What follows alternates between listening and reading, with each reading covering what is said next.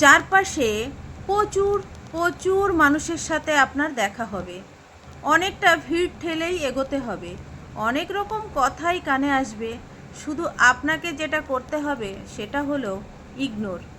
জীবনে কিছু মানুষ আসবেই আবর্জনা ছড়াতে, তাদেরকে আগাছার মতো উপড়ে ফেলে দিতে হবে। লাইফটা আপনার, বাউন্ডারিটা আপনাকেই সেট করতে হবে। নেগেটিভিটি যেখানে দেখবেন সেখান থেকে অনেক দূরে সরিয়ে নেবেন নিজেকে।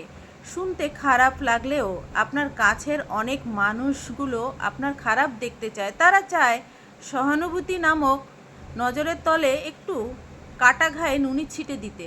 আপনি সেই সুযোগটাই তাদের দেবেন না, অযথা তর্কে যাবেন না, বোঝাতে যাওয়ার প্রয়োজনই নেই। আপনার সামনে কেউ যদি বলে আপনি মূর্খ, তাই মেনে হেসে বেরিয়ে আসুন। ওই যে সময় আর এনার্জিটা বাঁচিয়ে নিলেন, ব্যাস এখানেই কেল্লাফতে।